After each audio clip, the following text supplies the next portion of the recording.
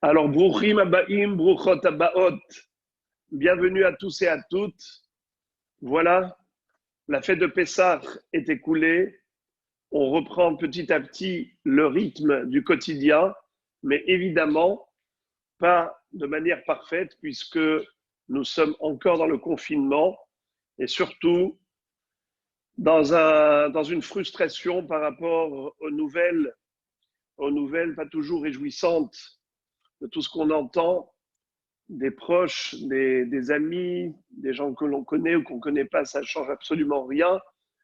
Que Akadosh Baruch Hu ait pitié de nous et qu'il mette fin à toutes ces mauvaises nouvelles et qu'on puisse entamer une nouvelle vie de bonheur et de joie et une Geoula Shlema surtout. On va parler de Sfirat HaOmer. La mitzvah de compter le Homer nous accompagne depuis Pessah jusqu'à la fête de Shavuot. On a 49 jours que l'on doit compter qui font 7 semaines. Je vais rappeler le passouk en hébreu.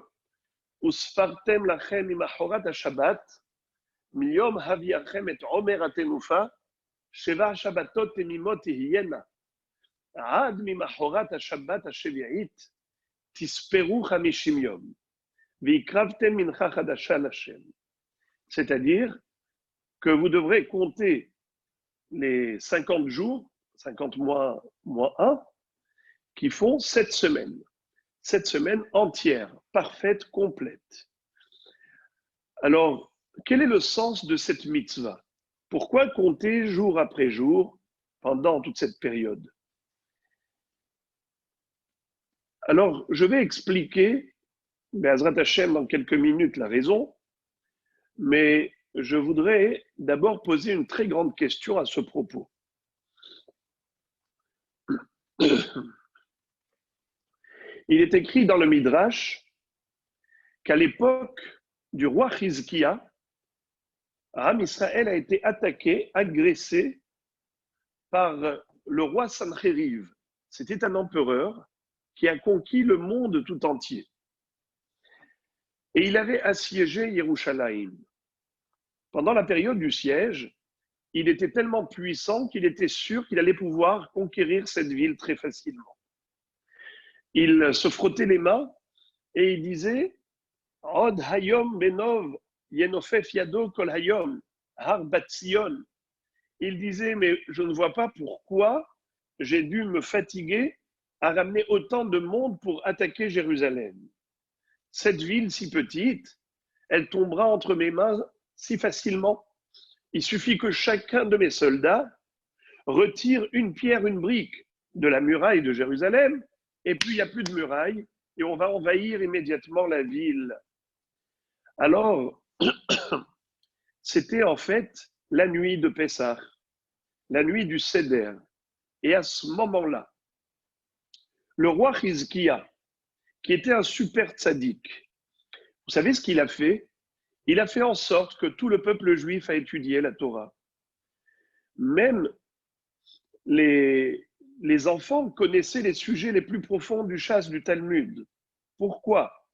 Parce qu'il a pris une épée et un livre de Torah. Il les a accrochés aux portes du Beth Midrash. Et il a dit, c'est ou l'épée, ou le livre, ou le livre, ou l'épée.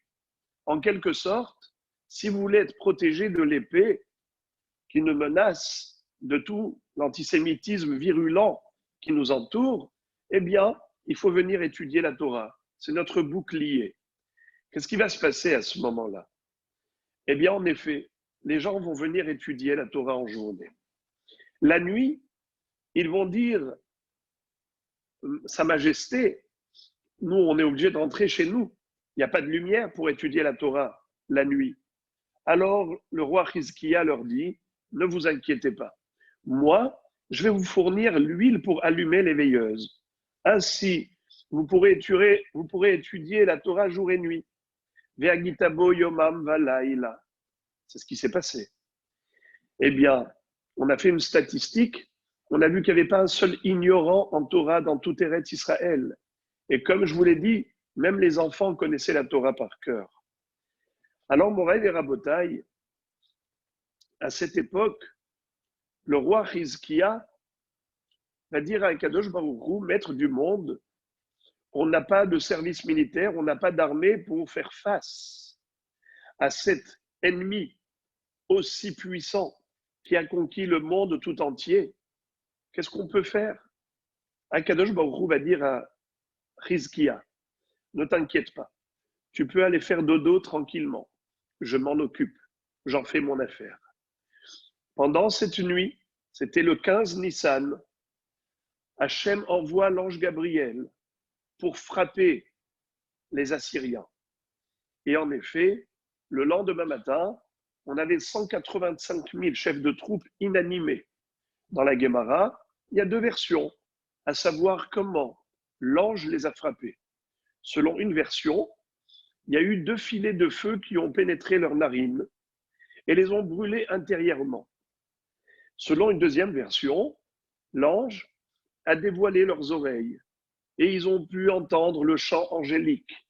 Ils ont pu percevoir cette mélodie que les malachim entonnent pour chanter des louanges à Dieu. Vous le savez que 3 fois par nuit, il y a des gardes différents, des troupes d'anges qui s'échangent. Et donc, lorsque l'ange a ouvert leurs oreilles, a fait en sorte qu'ils puissent entendre le chant angélique, c'était tellement beau que c'était irrésistible. Leur âme a été happée et a quitté leur corps. C'est comme ça que le lendemain matin, c'était donc la nuit de Pessah. Figurez-vous, la nuit du Seder, ils ont célébré la fête de Pessah et le lendemain matin, exactement comme en Égypte, ils étaient débarrassés de tous leurs ennemis. Alors les Chachamim nous demandent quel fut le mérite par lequel Akadosh Baruch Hu a protégé ce peuple. Am Israël a mérité un miracle aussi frappant, aussi éclatant. Par quel mérite? Écoutez quelque chose d'extrêmement étonnant. Le Midrash nous dit que c'est par le mérite du Homer, la mitzvah du Homer. Vous le savez que la mitzvah du sacrifice du Homer se déroulait le 2e jour de Pessah. Eh bien, c'est par cette mitzvah-là que Akadosh Baruch Hu a sauvé Israël miraculeusement à cette époque de Hizkia des mains cruelles de Sancheriv l'empereur. Et notre question est de savoir quelle est l'importance de ce korban du Homer. Pourquoi le Homer c'est tellement important à tel point de nous avoir fait mériter un sauvetage aussi miraculeux à l'échelle nationale.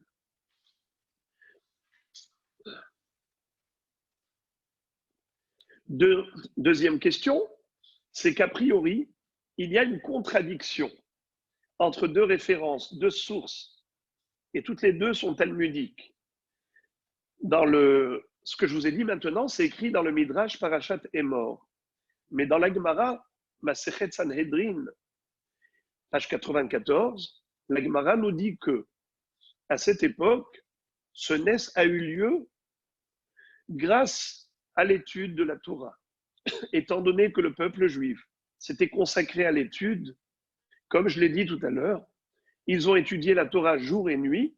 C'est ça ce qui leur a fait mériter cette protection divine, d'être sauvés de Sancheriv par le mérite de la Torah. Alors la question qu'on va poser, a priori, c'est contradictoire. Est-ce que la raison du sauvetage, c'était l'étude de la Torah, ou la raison du sauvetage, c'était plutôt la mitzvah du Homer? Vous allez me dire, eh bien, c'est une marloquette, c'est une controverse. Je vais vous dire que ce n'est pas évident de dire cette fois-ci que 2 rabbinim s'opposent. Il y en a un qui dit blanc, l'autre qui dit noir, car les 2 s'appuient sur un verset qui figure dans la prophétie de Isaïe.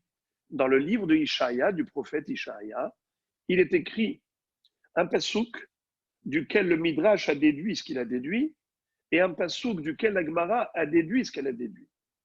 Quel est le pasouk du Midrash? Le Midrash dit comme ça: Milchemet tenufa nilcham bam. Qu'est-ce que ça veut dire? Hizkia a mené une offensive contre Sancheriv, l'empereur assyrien, le roi de Hachour. Et le Midrash dit, mais il n'y avait pas de guerre, il n'a mené aucune guerre. Alors de quelle offensive tu parles? Tenoufa, c'est une offensive. Et la Gemara et le Midrash de répondre très joliment que Tenoufa, c'est un homonyme. Il y a deux homonymes, Tenoufa et Tenoufa. Tenoufa qui veut dire Milchemet Tenoufa, une attaque farouche, une guerre d'offensive. Mais Tenoufa, c'est aussi le balancement. En effet, on balançait le Homer. C'était quoi le Homer? C'était un korban, un sacrifice à base d'orge que l'on sacrifiait dans le Beth Amikdash le lendemain du premier jour de Pessah, c'est-à-dire le deuxième jour de Pessah, premier jour de Chol HaMoed, on allait moissonner de l'orge de la nouvelle récolte de céréales. Et on allait l'offrir comme sacrifice dans le Beth Amikdash. On allait moudre, et cette farine d'orge, elle allait être utilisée par la suite pour sacrifier le korban minchat haomer. C'était une oblation.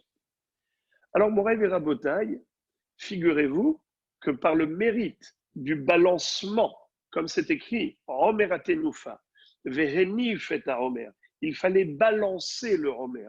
Ça veut dire quoi, balancer le Homer?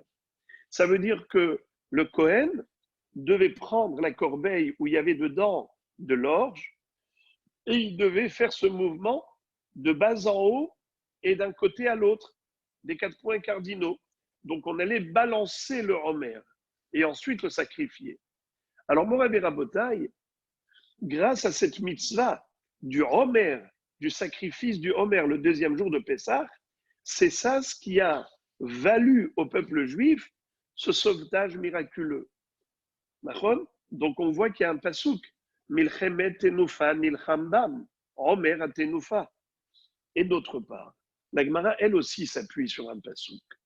Écoutez le verset. Il est écrit ainsi, Hubal Ol mi pene shamen. Qu'est-ce que ça veut dire? L'étau a été brisé avec le poids de l'huile, le joug. C'est-à-dire, lorsque Sancheriv avait assiégé Yerushalayim avec des centaines et centaines de milliers de soldats, Jérusalem était prise dans un étau de fer.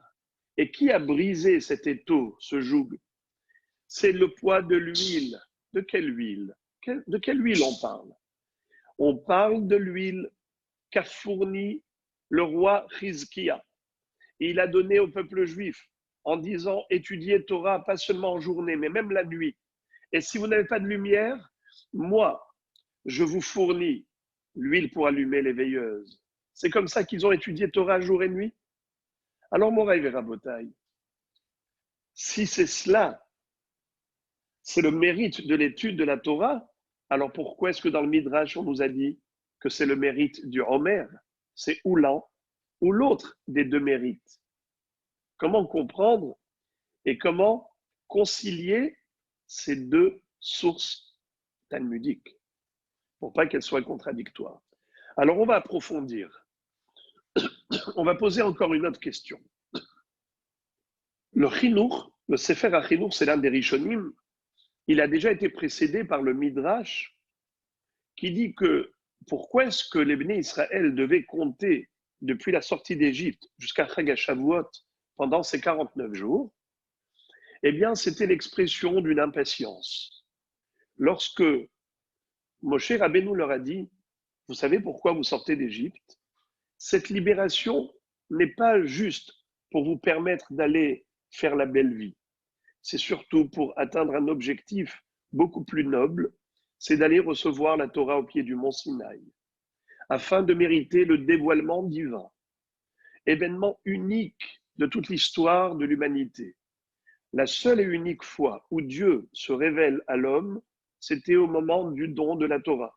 Ça s'est passé au pied du mont Sinaï. Et Am Israël a compris qu'ils allaient atteindre maintenant un niveau d'une élévation extrême, de pouvoir se retrouver en connexion avec Hachem directement. C'était carrément le but même de la création du monde, de pouvoir donner la Torah à l'humanité, au peuple qui va bien vouloir l'accepter. Am Israël, le seul à avoir répondu Naaseh Venishma. Les autres peuples n'en ont pas voulu.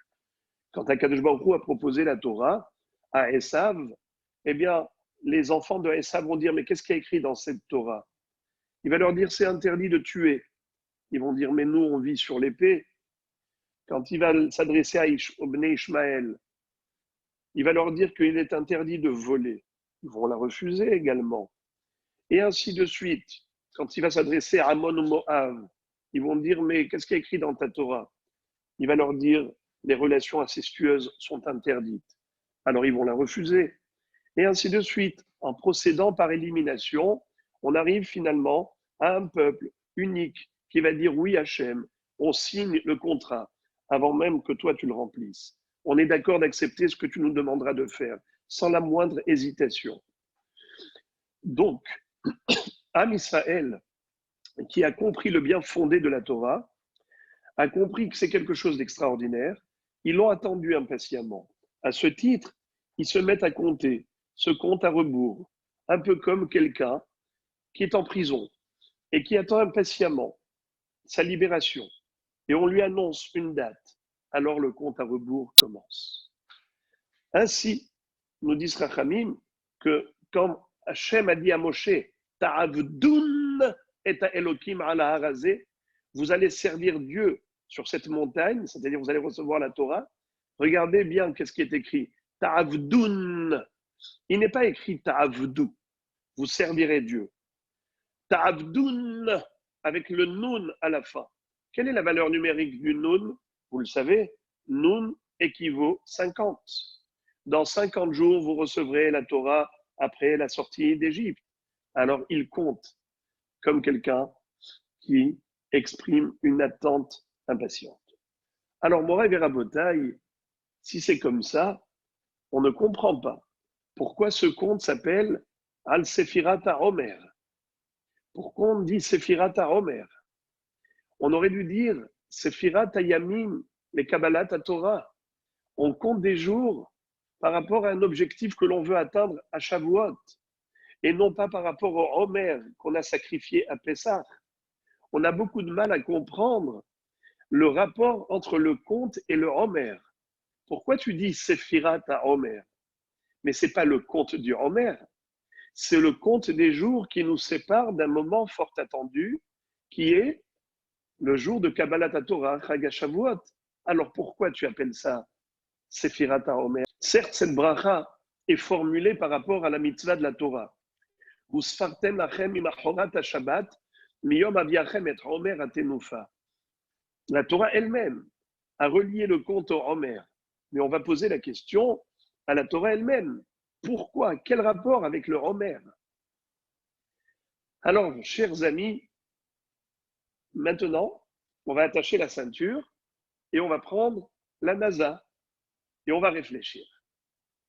Je vais vous faire part maintenant d'un chidouche fabuleux du Aruch HaShulchan. Le Aruch HaShulchan, c'est l'un des poskim de la dernière génération, pas le Shulchan Aruch, qui a été écrit par Rabbi Yosef Karo il y a plus de 450 ans. C'est plutôt le Aruch HaShulchan qui a été écrit il y a à peu près un siècle. Le Aruch HaShulchan cite un commentaire des Rishonim. Que dit ce commentaire? Il nous demande pourquoi le sacrifice du Homer était à base d'orge. La Gemara dans Masechet Sota nous dit qu'en général, tous les corbanotes à base végétale étaient faits avec la farine de blé, ce qu'on appelle mincha. Mincha, c'est une offrande à base végétale. Eh bien, toutes les menachot au pluriel, mincha, menachot au pluriel, étaient à base de farine de blé, à l'exception de deux menachot. Minchat haomer, c'était à base d'orge, et minchat sota. Et la mincha, l'offrande que devait apporter la femme soupçonnée par son mari d'avoir commis une infidélité. Cette femme soupçonnée d'adultère devait venir au Beth Amikdash et le Kohen à ce moment-là devait clarifier la situation pour savoir si oui ou non elle avait fauté. Le Kohen lui disait, si tu avoues ta faute, alors à ce moment-là, ton mari te donnera le guet, chacun refait sa vie. Mais si tu t'obstines à dire que tu es pur, que tu n'as pas fauté, tu n'as pas trompé ton mari, eh bien, tu vas boire cette eau. Dans cette eau, le Kohen avait effacé tout le passage de la Torah qui concerne la sota. Et il lui disait, attention, si tu bois cette eau et que réellement tu as trompé ton mari, eh bien, tu vas exploser littéralement. Tu seras sanctionné sur le champ. Il vaut mieux avouer. Eh bien, Moraï et Rabotai, qu'est-ce qui va se passer à ce moment-là? Elle devait apporter d'abord une mincha. Dans cette mincha, il y avait de l'orge, de la farine d'orge. Cette farine d'orge, nous dit la Gemara, n'était pas accompagnée d'huile d'olive comme d'habitude. Toutes les ménachot étaient avec de l'huile d'olive. Elles étaient accompagnées aussi de l'évona. L'évona, c'était une sorte de plante parfumée qu'on devait apporter avec les ménachot. Et bizarrement, le korban de la sota, nous dit la Gemara, était sans huile, et était sans l'évona, et était à base d'orge plutôt que du blé. Pourquoi ces différences? Et la Gemara d'expliquer la raison pour laquelle c'était de l'orge et pas du blé, car le blé est le principal aliment de l'être humain. L'orge est le principal aliment de l'animal. Les bêtes, on leur donne à manger de l'orge. L'homme prend du pain à base de blé. Aussi, elle n'apportait pas d'huile, car l'huile est symbole de lumière. Or, elle a agi dans l'obscurité. Elle n'apportait pas de lévona, c'est-à-dire d'herbes parfumées, car elle rappelle le mérite des Imarot. Sarah, Rivka, Rachel et Léa ont été comparées. El Givat al Levona, la colline parfumée de ces plantes merveilleuses. Or, elle n'a pas agi avec pudeur, comme nos saintes matriarches. Donc, on a compris que pourquoi est-ce qu'elle devait apporter de l'orge comme corban et pas du blé? Car elle s'est comportée comme un animal, comme une bête qui n'est pas capable de se maîtriser. Qu'est-ce qui fait toute la différence entre l'homme et la bête? C'est la maîtrise de soi. Quand un chat voit une souris, il n'est pas capable de se retenir, il n'est pas capable de se contenir. Alors que un homme, quand tu lui expliques qu'il faut se retenir par rapport à quelque chose de négatif, il est capable de comprendre. Elle a laissé libre cours à sa passion, alors elle agit comme un animal. C'est la raison pour laquelle elle doit apporter quoi comme korban? Elle doit apporter le korban, en effet, qui est se'orim, de l'orge. Alors, Moraï Verabotai, mes chers amis, la Gemara a expliqué juste la raison pour laquelle cette femme, Sota, devait apporter de l'orge.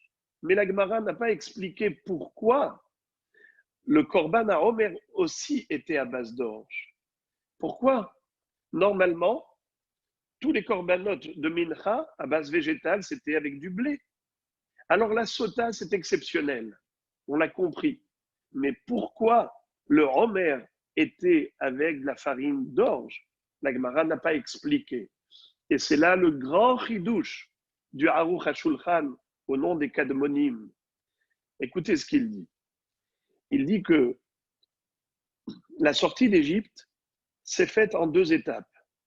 D'abord la libération physique, ensuite la libération de l'âme. À Pessah, on a été libéré physiquement. À Shavuot, spirituellement, notre Neshama a été libéré de la prison égyptienne, de la culture égyptienne. On est sorti des 49 degrés d'impureté et on a accédé au plus haut niveau.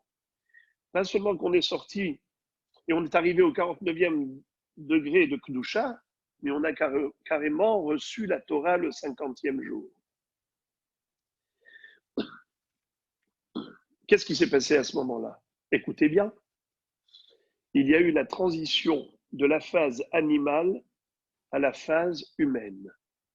C'est-à-dire qu'en sortant d'Égypte, nous étions des hommes libres, capables d'aller manger, de boire, d'aller s'amuser, d'aller faire tout ce qu'on a envie de faire sur le plan physique et matériel.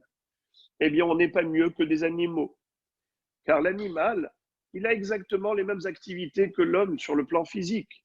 Et je dirais même, il est même favorisé, car lui n'a pas besoin de travailler dur pour sa parnassa. Il sort de sa tanière et Akadosh Baruch Hu lui envoie du gibier. L'être humain doit ô combien galérer pour son gagne-pain, combien de soucis, combien d'angoisses. L'animal n'a aucune préoccupation. La bête a faim, elle sort, elle va manger, elle revient tranquille. Voilà, Moraï Verabotaï, la différence entre l'animal et l'humain, elle n'est pas sur le plan physique, elle est sur le plan intellectuel. On a une neshama. Et qu'est-ce que cette neshama a besoin? De quoi a besoin cette neshama? Elle a besoin de manger, de boire juste des aliments physiques? Non, ça c'est pour le corps. Mais l'âme, c'est quoi sa nourriture? C'est quoi sa vie? C'est quoi qui peut lui donner de la vitalité? Eh bien, c'est l'étude de la Torah. C'est cela, la nourriture de la Neshama. C'est la raison pour laquelle, lorsqu'on passe de Pessah à Shavuot, eh bien, on franchit une étape extraordinaire, c'est que désormais, on est apte à être appelé Adam. Naase Adam, Ne'emar ba'avurecha. Tant qu'on est encore dans la phase de Pessah, on n'est pas mieux que des animaux. Voilà pourquoi le sacrifice du Homer était à base d'orge, comme les animaux qui mangent que de l'orge. Mais le sacrifice des nouvelles céréales à Shavuot, c'est Shtehalechem, 2 grands pains à base de nouvelles récoltes de blé.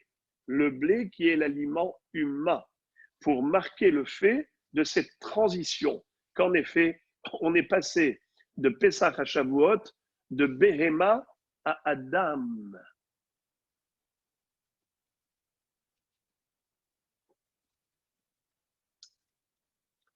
Maintenant que l'on a compris ce Yesod, on va comprendre maintenant pourquoi on dit Al-Sephirat à Omer. Et on s'était posé la question, mais si le but de ce compte, c'est comme le compte à rebours par rapport à une attente impatiente, le fait de vouloir arriver à Chag HaShavuot, à renouveler Kabbalat Torah, à recevoir la Torah, alors dans ce cas-là, on n'aurait pas dû parler du Homer. Pourquoi est-ce qu'on parle du Homer? La réponse, Am Israël n'aurait jamais exprimé un désir aussi ardent de recevoir la Torah s'il n'avait pas compris la profondeur du Homer.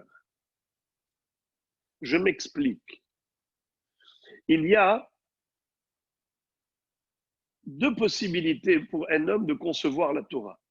Soit comme quelque chose de vital et d'indispensable, soit comme un luxe duquel on pourrait se passer. Je prends un exemple. Si je dis à quelqu'un, tu sais, demain, je te donne 10 millions de shekels. Alors, il peut compter les 24 heures qui nous séparent de ce moment. Pourquoi? Parce que pour quelqu'un qui vit dans la galère, 10 millions de shekels, ça va lui changer la vie.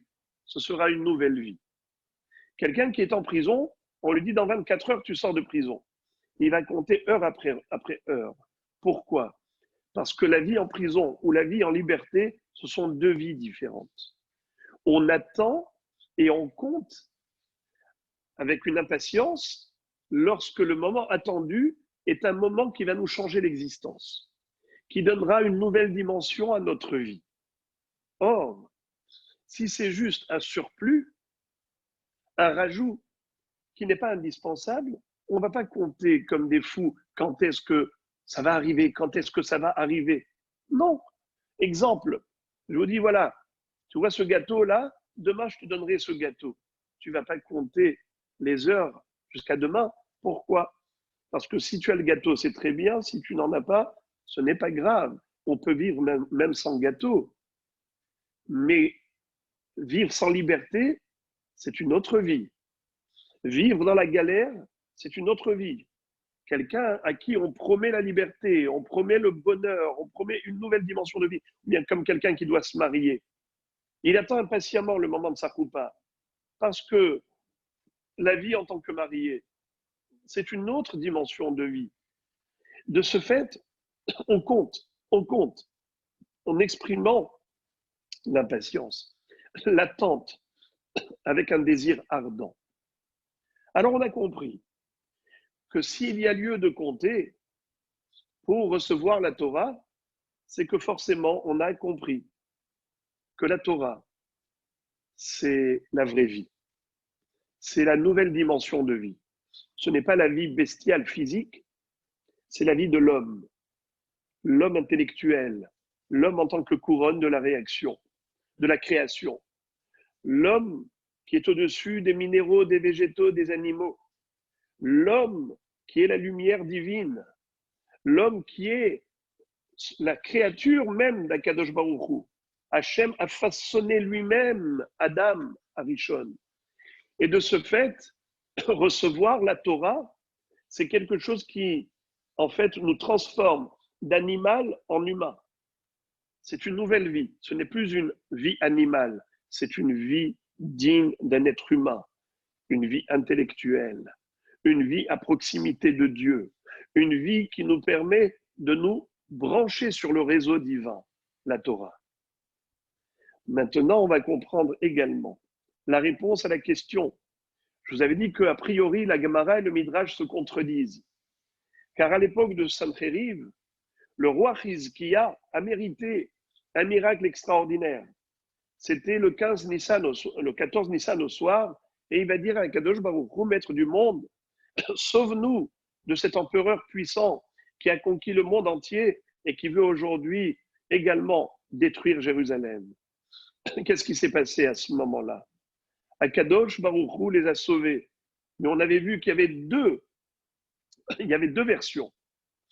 Soit par la mitzvah du Homer, tel que dit le Midrash, soit tel que dit la Gemara, que c'est par le mérite de l'étude de la Torah de cette génération, qui étudiait Torah jour et nuit. Alors, c'est quoi la vérité? C'est grâce au Homer ou grâce à l'étude de la Torah? La réponse, c'est sûr que c'est grâce à l'étude de la Torah. Car la Torah est considérée comme étant équivalente aux 613 mitzvot. Mais comment tout un peuple a pu décider de se consacrer à l'étude? Les gens, généralement, mettent l'étude de la Torah en dernière de leurs activités. On s'occupera de tout et on verra l'étude par la suite. Il y en a qui n'étudient même pas. Ça, presque à la limite, ils n'en ont rien à faire. C'est trop dur, ça ne me parle pas. Mais il y a ceux qui ont compris que respirer c'est nécessaire, manger c'est nécessaire, eh bien, c'est l'oxygène de la Neshama, la Torah. Eux l'ont compris. Et ils ont compris que sans Torah, ils ne sont pas mieux que des animaux. Et parce qu'ils ont été convaincus du sens profond du Homer. C'est-à-dire que ce message que véhicule la mitzvah du conte du Homer, à savoir de compter depuis Pessah jusqu'à Shavuot, jour après jour, ce conte à rebours, c'est un conte qui nous montre qu'en effet, on a compris qu'on ne peut pas vivre sans Torah et que la Torah est vitale pour nous. C'est la raison pour laquelle eux, ils ont été capables d'abandonner toutes les autres activités pour ne se consacrer qu'à elle, à la Torah. Voilà donc finalement quel a été le retour. Akadosh Baruch Hu n'est pas resté endetté. Il a dit, vous consacrez votre vie pour ma Torah, eh bien moi, je prends en charge de préserver votre vie. Ne vous inquiétez pas. Il y a autour des murailles de Jérusalem l'ennemi, Sancheriv, qui a fait autant de mal dans le monde entier. Mais vous, il ne pourra pas vous toucher, parce que je suis là pour vous protéger. Et Hachem envoie ce malach qui va les terrasser. Et vous savez combien de rescapés il y a eu? Que 5. L'empereur Sancheriv lui-même, avec Nabuchodonosor, qui à ce moment-là n'était qu'un simple soldat, Nebuzaradan, qui va devenir le chef d'état-major de Nabuchodonosor, et 2 autres, ils étaient 5 survivants. Lorsque Sancheriv a pris conscience de cela, qu'il était le seul survivant, il a dit, je suis sûr que c'est grâce à mon idole, celle que j'ai toujours servie, qui m'a protégé des mains du Dieu d'Israël. À ce titre, je m'engage à lui offrir mes 2 enfants. Qu'est-ce que va faire donc à ce moment-là Sancheriv? Pardon, Sancheriv. Sancheriv, quand il va aller à la maison de culte pour aller sacrifier ses 2 enfants, eux, ils ont entendu le plan de leur père. Ils ont dit quoi? Il complote de nous sacrifier. Eh bien, nous, on va le tuer avant qu'il n'agisse. Et ils l'ont poignardé chemin faisant en allant vers le temple d'idolâtrie. Voilà comment fut la fin de cet empereur qui avait voulu du mal à Israël. Grâce à quoi on a été sauvé? Grâce à la Torah. Eh bien, Rabotai, aujourd'hui, le monde tout entier est menacé. Voyez-vous combien ce virus qui agit cruellement, ne fait aucune différence, tape très fort. Comprenons que le sauvetage ne peut provenir que de là-haut. C'est lui, Hachem, qui peut nous donner la chokhma pour trouver le vaccin approprié, comme ce fut pour beaucoup de maladies. Mais il faut comprendre que c'est entre ses mains. Vous savez que le roi Hizkiya, Ézéchias toujours le même, a fait quelque chose d'incroyable. Jusqu'à son époque, il y avait ce qu'on appelait Sefer Harefuot. C'est quoi Sefer Harefuot? Le livre des médicaments. C'était un genre d'encyclopédie où il y avait énuméré toutes les maladies existantes, mais avec tous les traitements médicaux également qui correspondaient à chacune des maladies. Qu'est-ce qu'il a fait lui? Il a pris ce livre et il l'a enseveli, il a fait disparaître de la circulation. Pourquoi il a fait ça? Parce qu'il a vu que les gens ne priaient plus Hachem pour guérir de leur maladie. Il a dit les gens ne comptent que sur des remèdes d'ordre naturel. Eh bien, ce n'est pas possible. On va rester déconnecté de Dieu. Il a pris cette décision drastique, figurez-vous, de cacher ce livre. Eh bien, on n'avait plus d'autre choix que de prier Hachem. Alors, Moray Verabotaï, si c'est comme ça, on a compris maintenant que, au travers du conte du Homer, on doit exprimer notre désir le plus profond d'arriver à Chag HaShavuot, de renouveler en nous cette Kabbalat Torah, de comprendre que c'est elle, la Torah, qui nous relie à Kadosh Baruch Hu, qui est le câble de connexion, comme dit le Zohar HaKadosh, Israël oraïta vekut shabrichu chadu. Israël fait une seule entité avec Kadosh Baruch Hu grâce à la Torah. Alors voilà, Moray Verabotaï, je l'espère de tout cœur, que nous également arrivions à comprendre combien elle est nécessaire pour nous, la Torah, et que, Be'ezrat Hashem, grâce à notre investissement, pour elle, eh bien nous vivrons par elle. À Botaï, j'ai l'impression que ce confinement a permis un grand épanouissement de l'étude de la Torah. Je vois que grâce à Zoom et toutes sortes de plateformes de diffusion, il y a énormément d'études de Torah. C'est-à-dire que même les gens qui n'arrivaient pas à trouver des heures de disponibles, aujourd'hui, ils ont des heures à revendre. Ils ont le temps. Ils ont tout le temps pour eux. Et pas seulement cela. Beaucoup de gens qui avaient en eux beaucoup d'énergie positive étaient capables de partager leurs connaissances, leur savoir avec autrui, mais qui n'avaient pas l'occasion de le faire. Aujourd'hui, grâce à ces plateformes, peuvent s'exprimer et diffuser et partager. J'espère, Be'ezrat Hashem, que cette explosion de Torah, que justement, aujourd'hui, cette génération connaît par le biais des moyens technologiques qui sont les nôtres. Le Yetzer Hara avait utilisé à mauvais escient le web comme une toile d'araignée pour piéger les autres petits insectes. C'est ce que fait l'araignée. Mais là, Baruch Hashem, aujourd'hui, on a transformé le mal en bien. Aujourd'hui, grâce à Zoom, et je dis en rigolant, il y a un passouk qui dit Amzu yatsartili tehillati et saperu. Ce peuple-là, je l'ai créé pour qu'il chante mes louanges. Alors j'ai dit Amzoum yatsartili tehillati et saperu. Avec le Zoom aujourd'hui, eh bien, il y a mes louanges qui sont entonnées dans le monde entier. Ça veut dire que la Torah, on entend la voix de la Torah dans le monde entier, grâce à cette technologie. Alors, Be'ezrat Hashem, que l'on continue comme ça, et que chaque étude, chaque évolution, chaque progrès de notre part puisse monter sur la balance des mérites d'Israël, et que Be'ezrat Hashem, grâce à cela, Akadosh Baruch Hu nous fasse voir la lumière de la rédemption finale, de la délivrance de tous les maux du monde, de tous les AUX, les maux du monde, qu'on puisse voir Be'ezrat Hashem, Ach Tov V'Chesed, Irdefuni, Kol Yemei Chayai, Veshavti Bevet Hashem, Le'orech Yamim, Be'ezrat Hashem, que de très très bonnes nouvelles pour tous. Bruchim Tiyu.